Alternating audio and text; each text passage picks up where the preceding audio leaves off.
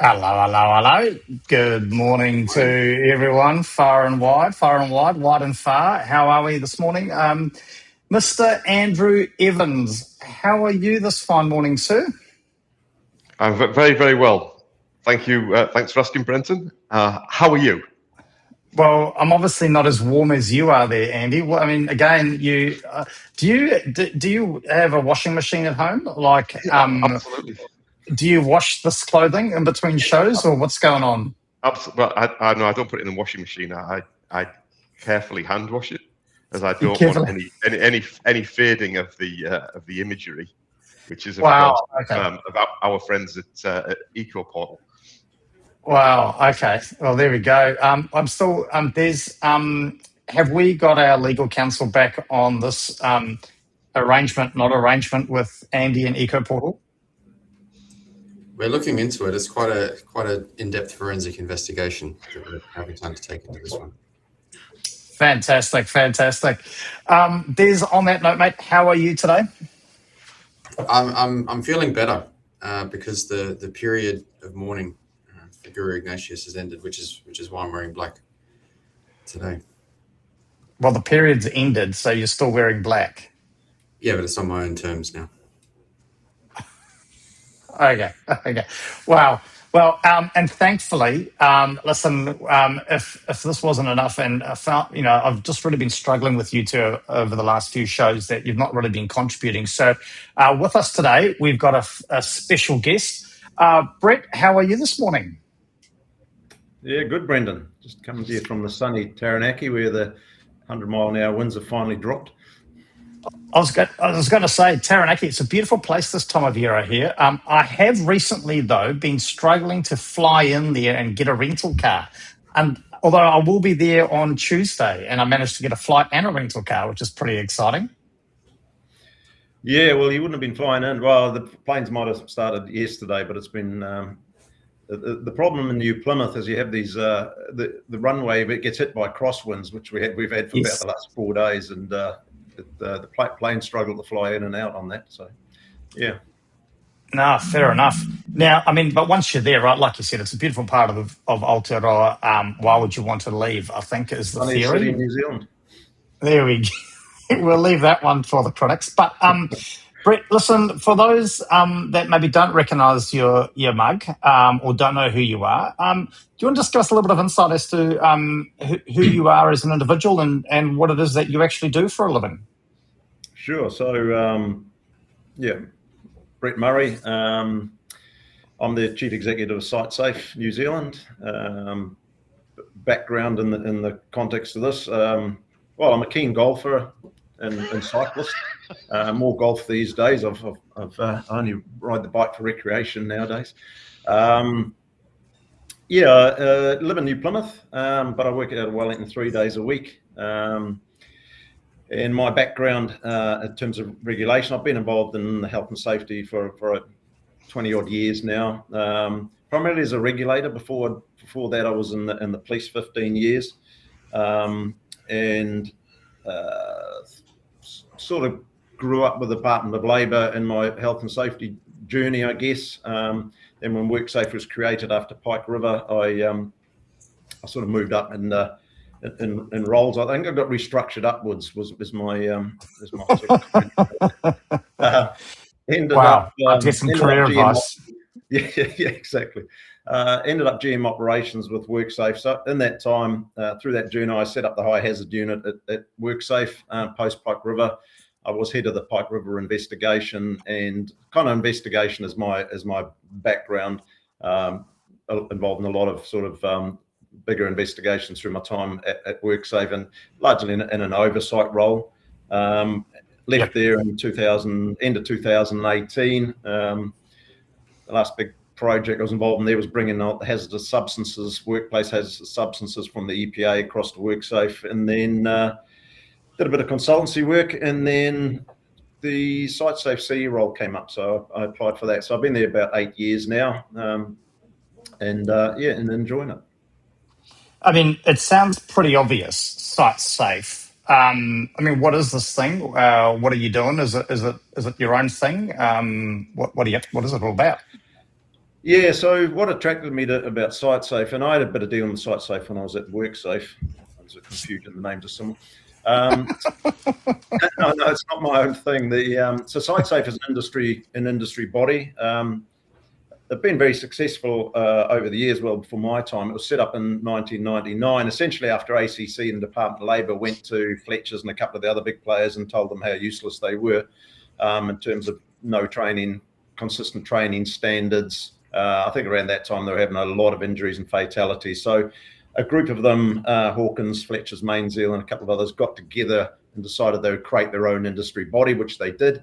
That became SiteSafe. Originally very small. I think originally SiteSafe worked out of a Fletcher's office, but obviously we've grown now to about over 100 people as a national organisation. But we're a not-for-profit industry body, basically. Do a lot of advocacy, training, auditing.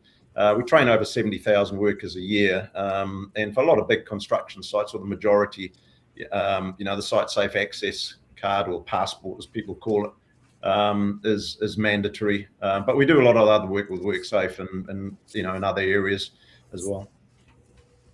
Oh, fantastic! Now, no doubt, massive fan of the show. I'm assuming you watch every episode that comes through. Well, obviously, it's right up there with the Joe Rogan in popularity. So we're done. It's hard to avoid it. It's just everywhere. Wow, Brett. Listen, you know what? I'm going to make sure that you get a T-shirt, Brett. I'm really going to make sure that you actually get a Circus of Safety T-shirt. Thank you for that. Well, that'd be good, because I was at the Leaders Summit, Safety Leaders Summit a you while were, ago. yes. You had to stand there where Des was sort of was manning by himself, and I did drop a few hints then, but he just kind of ignored me. So, well, listen, I mean, he's not actually said a word apart from answering one question that I've asked him, and that's the problem with our Des, is he's an elective mute. He chooses not to say anything. But not only that, it follows. Well, I think that's all he does, because he doesn't actually do any work either, as you've clearly pointed out. And again, Brett, did you realise that actually at that booth, Andy Evans should have been there as well? But truth be told, again, did you see him? No. Everyone was wondering the same thing, really. But as you could tell, Brett, the hard-working member of the group, I was up on stage the entire time, facilitating greatness.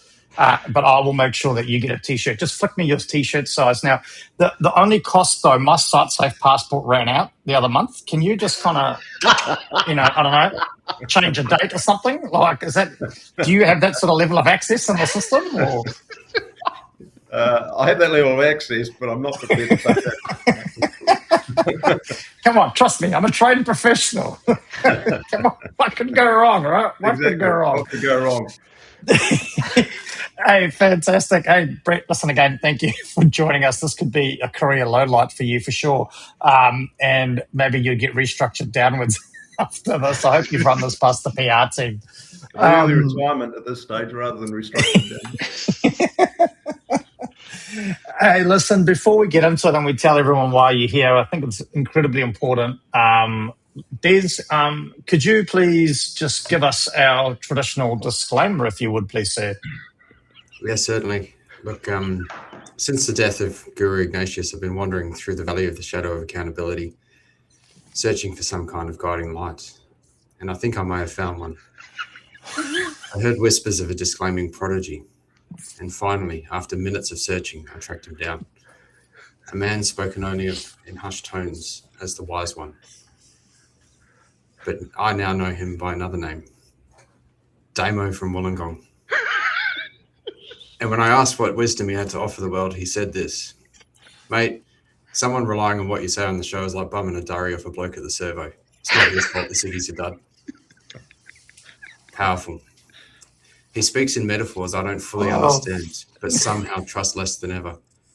So maybe Damo the Wise really is the guiding light that we need, and we can hear more metaphorical disclaimers from him in the future. Wow. Mate, you move on quick, don't you?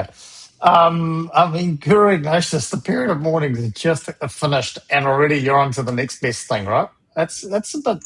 Where did you come across Damo? At the Siggy at the petrol station? Mate, at the disclaiming conference. You You did- got the invite, but you guys never showed up. I don't know what's going on there, but anyway, it's talk of the town. Wow. Okay, Damo. So wow. Okay. Well, so there we go, Brett. Hopefully, your legal department agree that we're now fully unrequired to worry about what we say on the show. Now, and before we get into it, I did forget a really important segment. Sorry, Brett. I will get to you in a minute. Really important.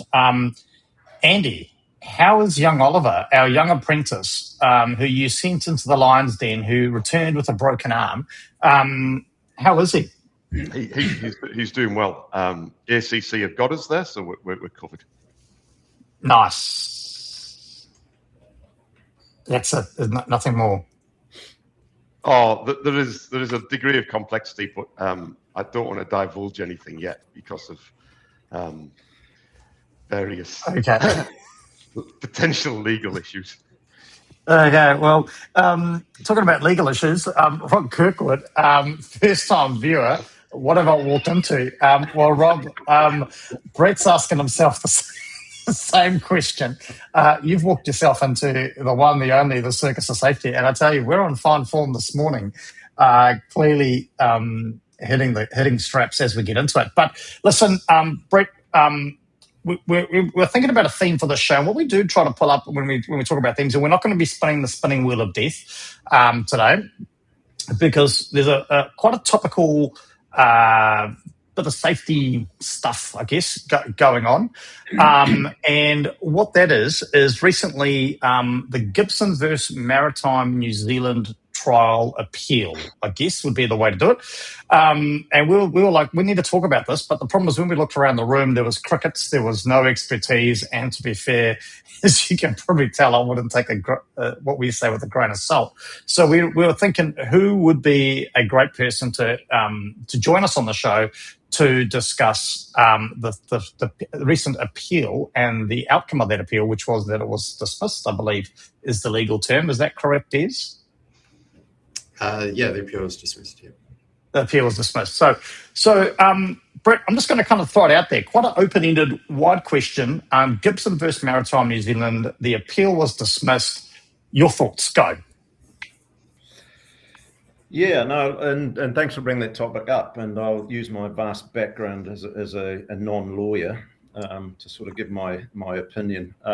And obviously, every man and their dog has sort of chipped in on this one, including some legal firms that obviously have a lot far more qualifications than I do in this background. But I think the thing for me is I do quite a lot of work with boards around the country. And especially with directors and senior management teams, and the thing that it's brought up in terms of the judgment, the critical thing is around personal responsibility, and also a clarification around the what was a blurring of a role. What is a CE's role versus what is a director's role? Is a CE an officer, or are they an employee of the company? Especially when you're talking about bigger companies. I'm not talking about small companies who have, owner directors where the CE is also the director. And so the clarification around that, but has been really important in the case. But that personal responsibility element has been really hammered home by the court. You can't divest responsibility out of the organisation, and you can't just rely on paper-based systems. You actually need to get your feet down in there and get your hands dirty and make sure that stuff is followed through. There's a whole raft of stuff that's come out of it, which I'm happy to unpack. Yeah, no, fantastic. And let's look forward to it. And I mean, you talked about getting your hands dirty. Long-time friend of the show, Keith Harvey, he's jumped in and said gumboots are essential here too. So I'm assuming he was referring to the same thing, right? You just got to get stuck in. I mean, so Andy, I mean, surely, this hit the news headlines as any good snake oil salesman. I'm sure you were thinking of the next best marketing ploy to fool your clients with. And what are your takes on this being dismissed and what it says for people? Well, Well, I mean, it was just an appeal, so it wasn't a retrial or anything. I mean, the findings of this have been known for a number of years now. This was just Gibson appealing the decision, which was clearly unsuccessful.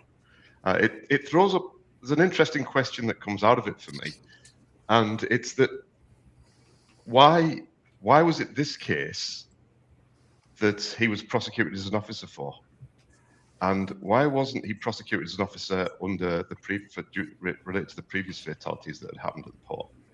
Because I find that quite intriguing, because to suddenly not do due diligence in 2020 when this incident happened, yet the previous fatalities in 2018 and 2017 was he doing due diligence in 2017 and 2018, and he suddenly stopped in 2020?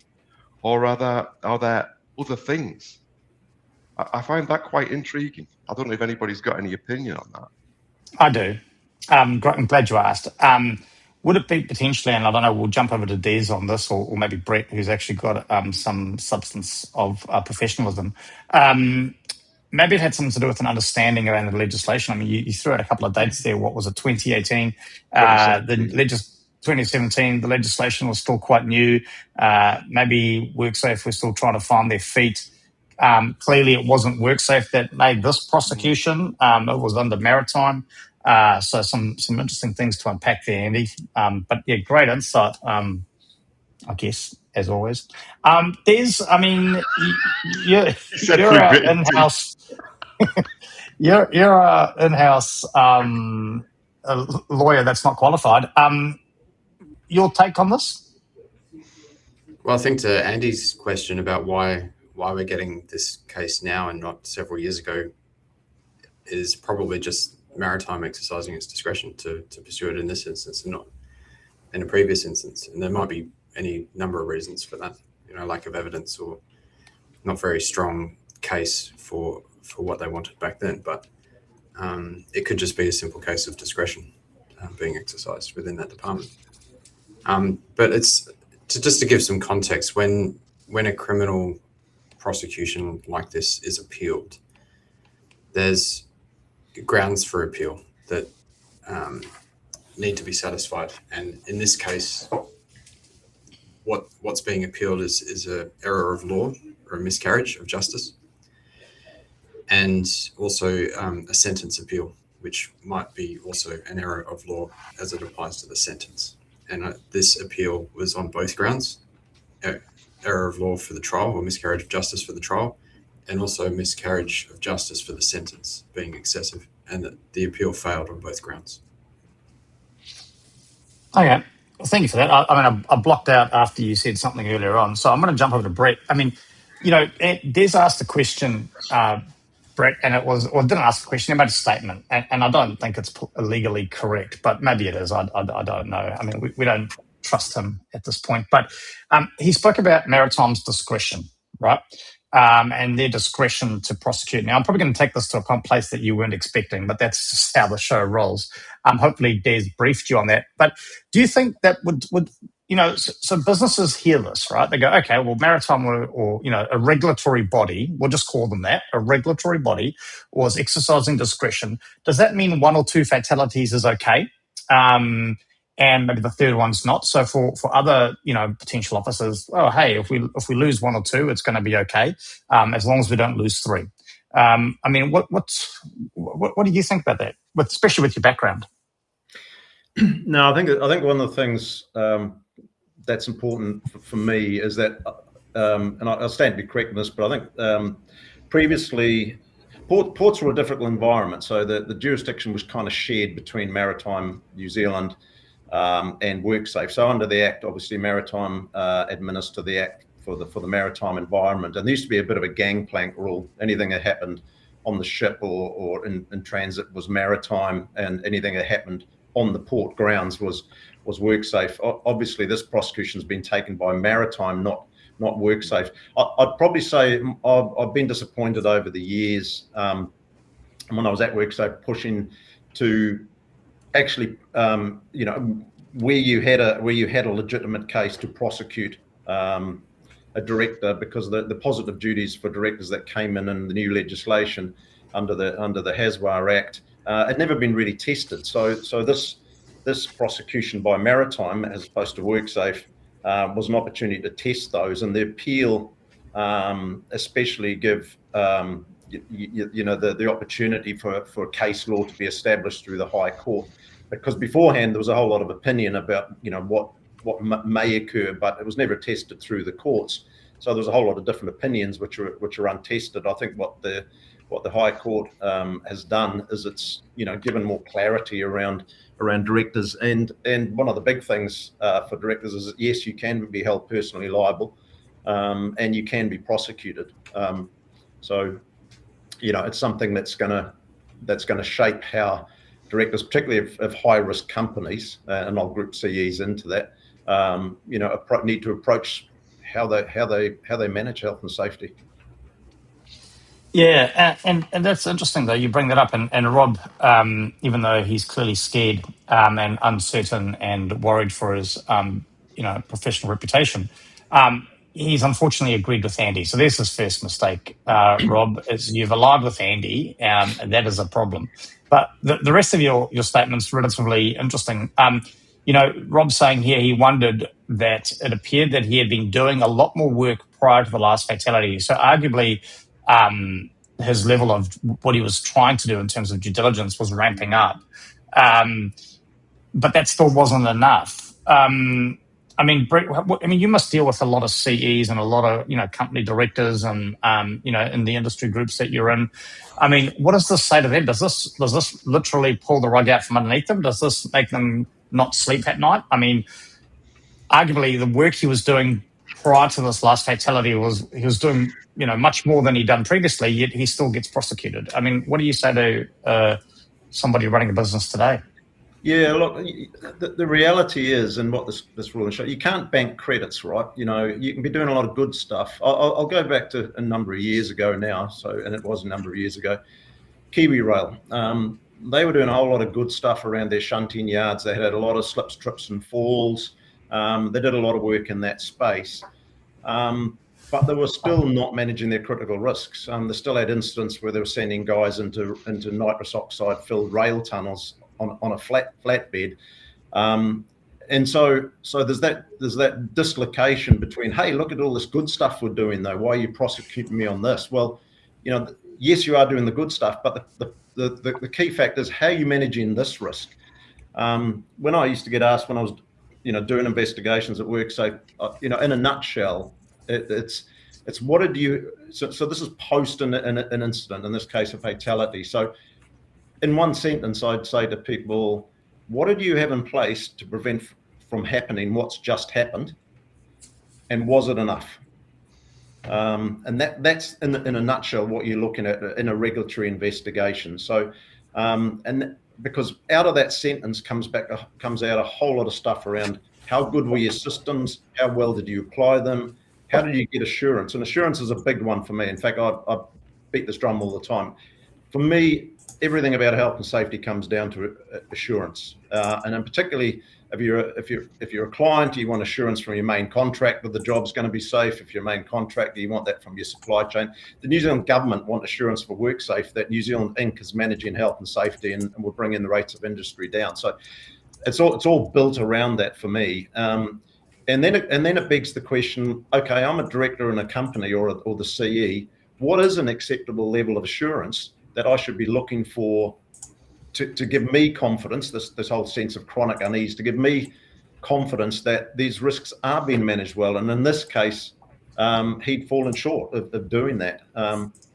They had some great paper-based, I won't say paper-based, they had some great systems of work, but at the end of the day, in relation to this particular incident, he hadn't followed through to make sure they were maintained. And, exclusion zones hadn't been set up, it hadn't been policed, it hadn't been checked, that actually work was happening. It's that whole thing of work as imagined versus work done, which, starts to sound a bit cliche sometimes, but in a case like this, it's reality. We've got all these systems in place, which I'm assuming as the CE are in place, but what am I doing to verify that actually it is happening how I think. Have I been down there at 2 a.m. and seen these exclusion zones, or are people just wandering through them? There was no hard controls, as the court brought up, and you see that time and time again. And the other big thing is you can't, and not that he would do this, I guess, because he'd done a lot of stuff well, but you can't divest that responsibility. And although we're talking about Gibson as the CE, if you look at it as a board of directors, I see a lot of boards go, "Oh, we've got a health and safety committee over here, and they deal with the health and safety stuff." Well, I'm sorry, that's fine. You can have a health and safety committee, but you as a director are still personally liable, just the same as you are for any financial stuff that's going on. So there's no backing away from this. You need to know what your critical risks are as a director, or the business's critical risks, and how they're being controlled, at the end of the day.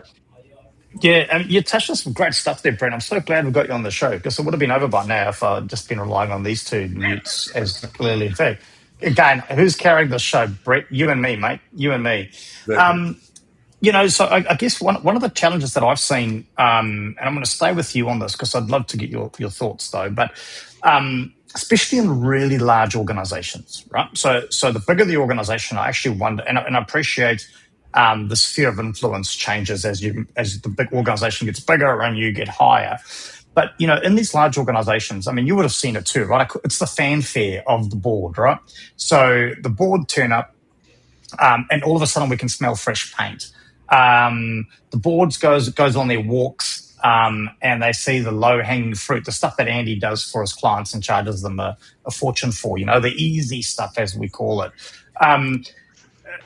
So what we're saying is really we shouldn't take Andy's approach to work. We need to get stuck in, right? And we shouldn't just be looking for the fresh paint. But how do we move away from that, I guess, would be the question. How do we move away from a board member turning up or a director turning up of a large organization and they pushed and poked and prodded and moved around, shaking hands, kissing babies, and being shown what people want them to see?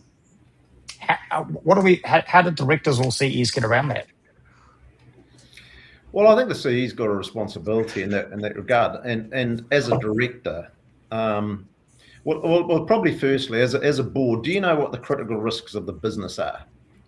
So when you're out on site, you're not just in your shiny PPE wandering around, as you say, but you're actually going in there forearmed with some questions you want to ask and be answered. And as a board, you shouldn't allow yourself to be just chaperoned around. If you want to stop and talk to a particular part of the business, for instance, in a construction, there's a big operation for a tilt slab going up, there's cranes there, yada, yada.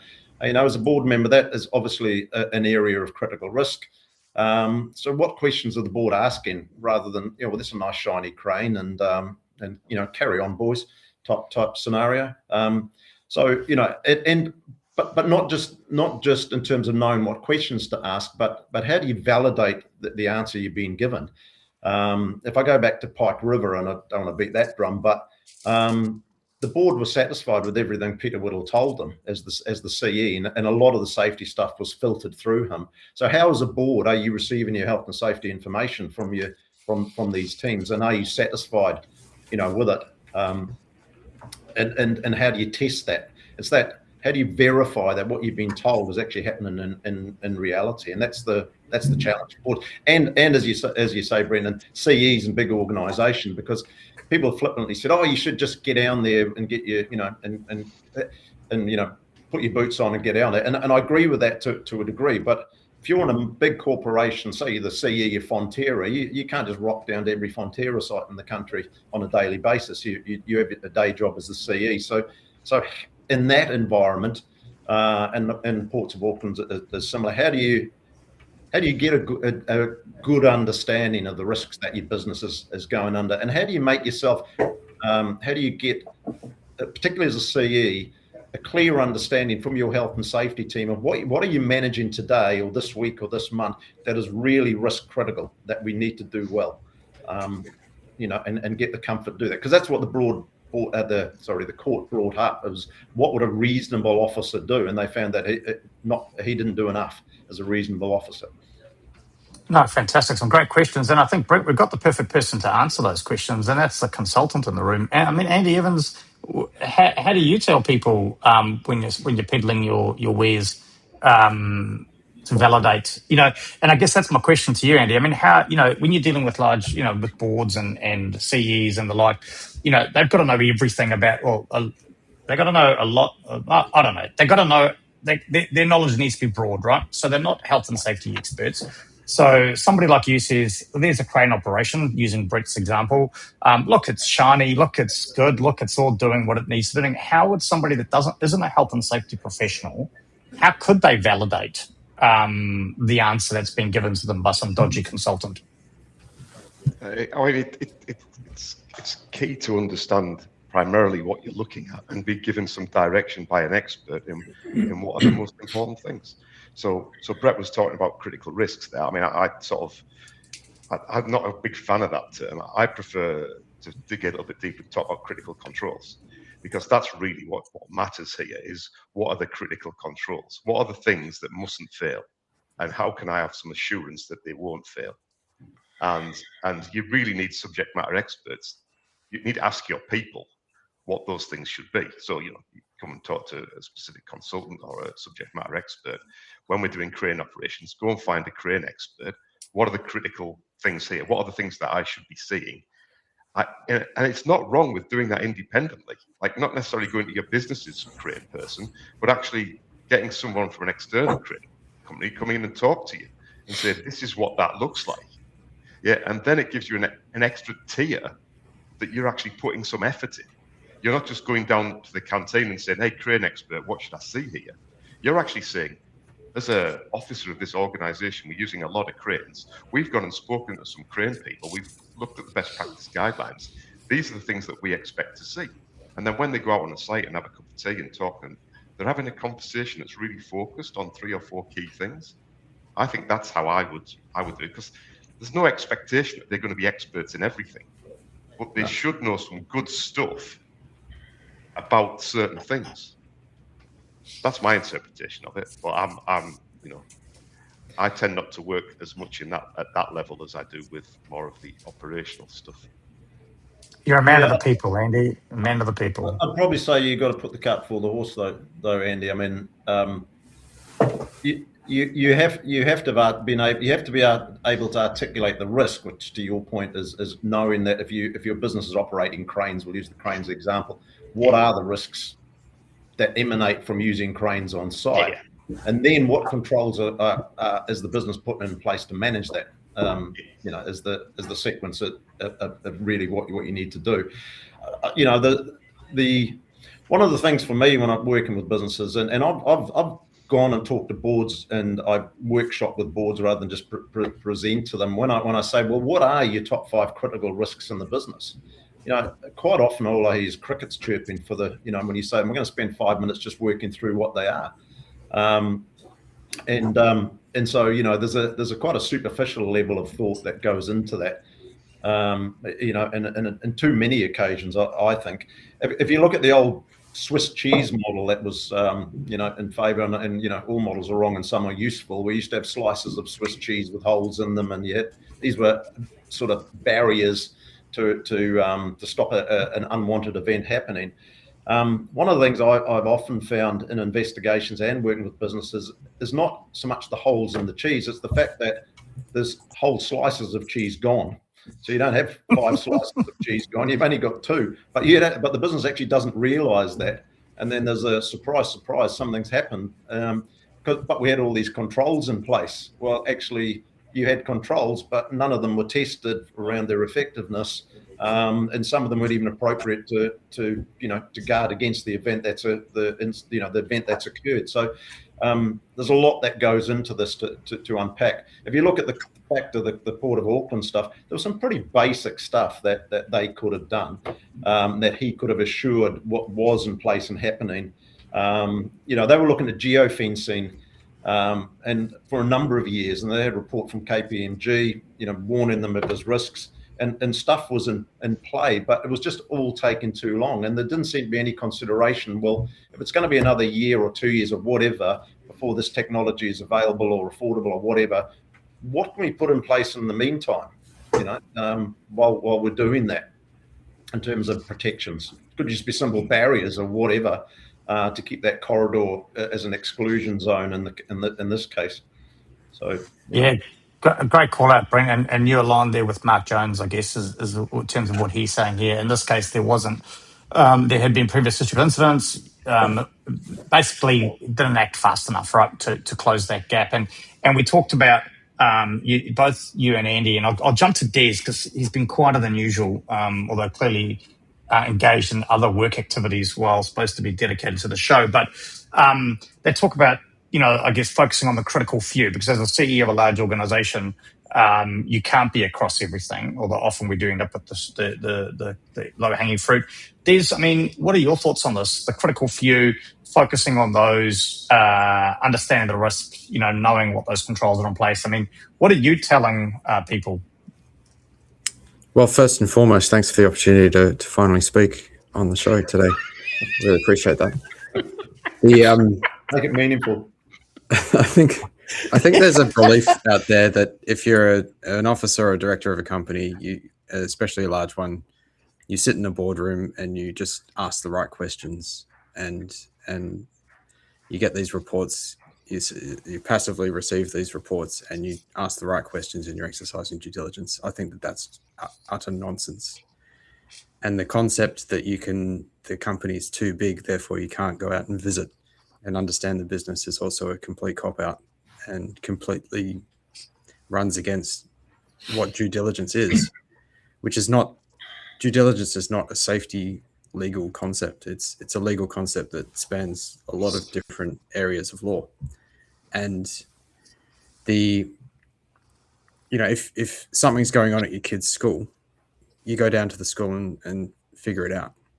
If you're buying a house, you go and look at the house. And if you choose not to go and look at the house, you wear the consequences of not having done that. And it's no different in this context as well. So actually getting down there and seeing things for yourself is paramount. And it's not just, again, passively receiving information like being chaperoned around. You actually have to interrogate what's happening. And sometimes you need someone on your shoulder who might be a subject matter expert. To Andy's point, maybe that person's independent as well, to help you understand those things. And you really need to ask those questions like, okay, we're on an oil rig. Explain this to me like I'm 4 years old. What's stopping this rig from falling into the ocean? What's stopping this rig from blowing up? What if this happens? What if that happens? And get those questions answered. And you can't do that from a boardroom with a RAG report in front of you.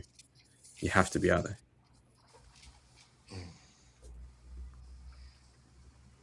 Oh, is that it? Are you done? I mean, I think without doubt that was worth the wait. That was worth the 40 minutes. I mean, he doesn't say much, but when he says it, bam. Wow. Hey, listen, I'm going to throw something out. I'm conscious we're running out of time, and we're probably a bit naive thinking we could get this done in sort of 30 or so minutes. Brett, I'm going to ask you a question. It might be relatively controversial, but that's how I roll. The fact that Maritime prosecuted this case versus, let's be fair, WorkSafe, who haven't had a great track record of actually getting anything through the courts. Do you think that had anything to do with it? Oh, I think it's a bit unfair. They do a very high success rate. No, I don't. I don't think it's got a lot to do with it. But good on Maritime for having the guts to take this on. I think it was good that they did. Obviously, I mean, now in the current day, Maritime have taken on responsibility for all port activities. No, I don't. I know what you're saying. I think sometimes WorkSafe have been a bit gun shy, perhaps, but I think there's been opportunities in the past where they could have taken some director prosecutions, which would have had a good solid prima facie case. Would they have won the case? Don't know. But what I would have liked to see in them was take that chance, and at the very least we get some case law out of it, even if they've overstepped their bounds and the judge says, well, WorkSafe went too far on this. As a regulator, it gives you some boundaries. Then you can go, okay, well, we can't do that next time.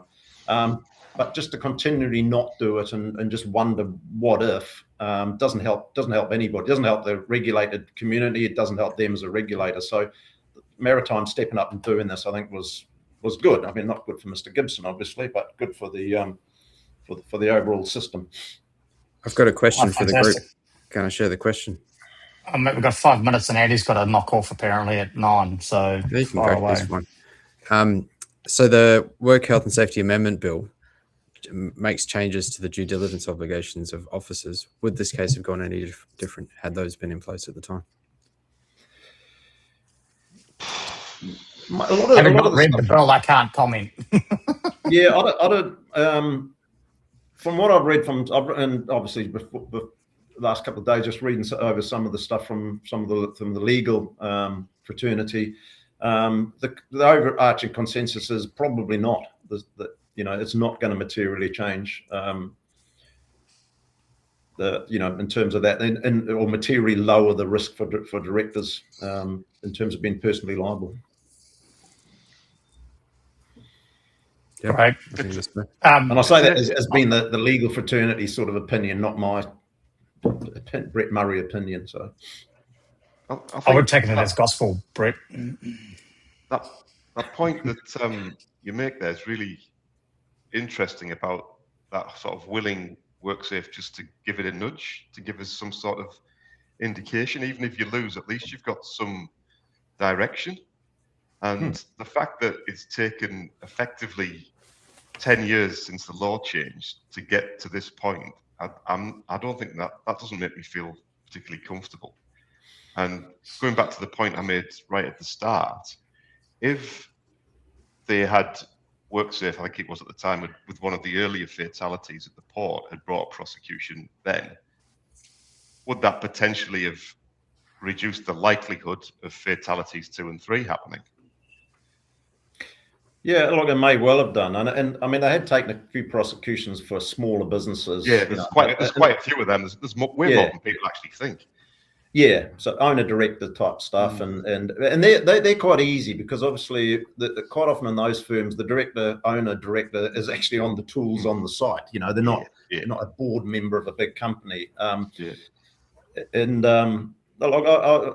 agree, and it may. I mean, obviously under the old Act, there wasn't this positive diligence and positive aspect of responsibility for directors, and the CE was often seen as an employee, not an officer. It was an operational role. It was the board's job, to provide governance and provide resources. The CE's role to apply them. So the CE, if they hadn't applied them in an effective way, and there was an accident, they could be charged. But the view back then was that they'd be generally charged as an employee, not as an officer. Whereas now there's that, and I think what the current case has showed is there's a much greater blurring of that line, where a CE is an officer in certain circumstances, and they can't just hide behind that fact that I'm just an employee, not an officer. No, some great insight there, gentlemen. Conscious of time, Andy, I know you've got to go.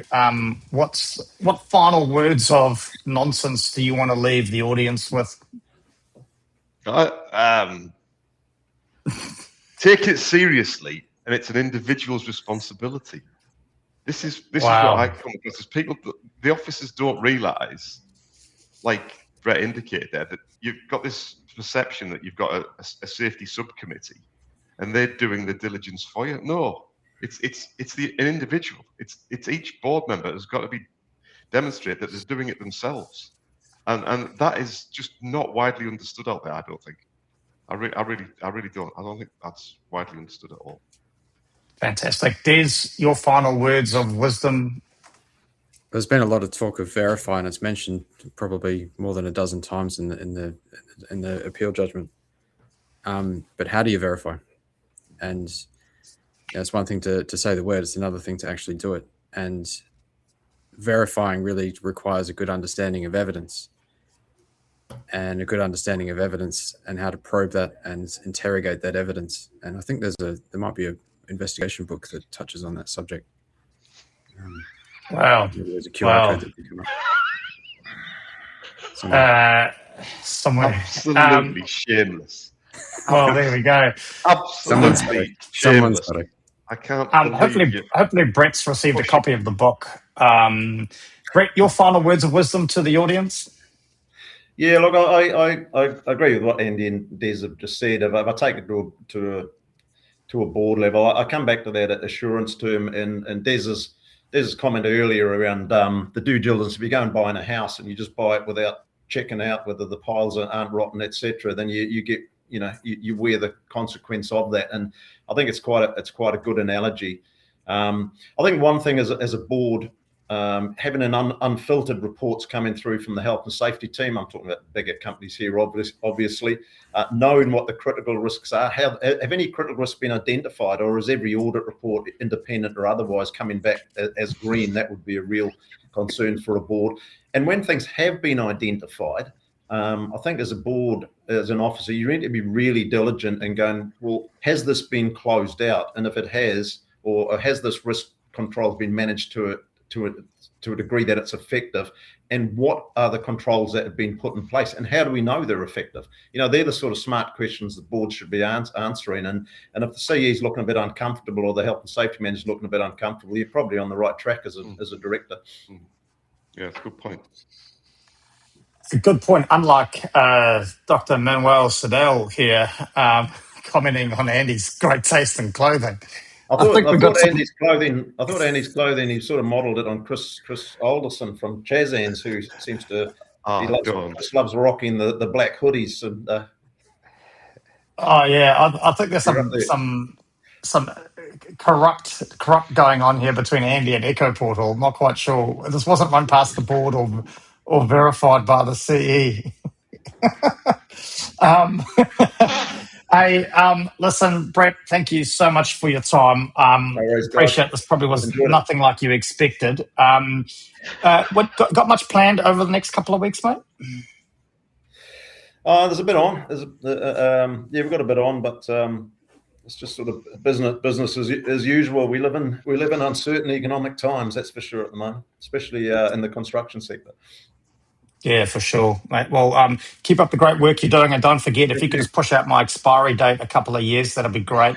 Des, what are you up to in the next couple of weeks, mate? Business as usual, which includes study in every spare minute that I get. So that's me.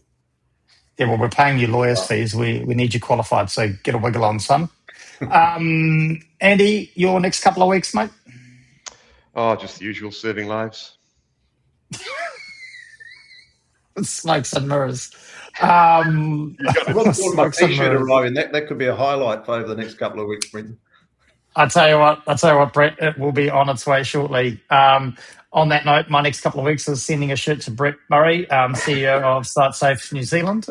Thank you again for joining us. A bit of BAU for me, but listen, great to have on the show. And she even got a comment out, Michelle Pragasm, I believe it is, of Fuel Installations, currently there at Fuel Installations as the Health and Safety Advisor.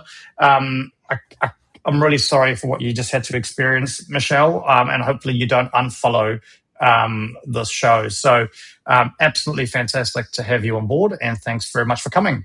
But listen, until then, have a great couple of weeks, and look forward to catching you all again soon.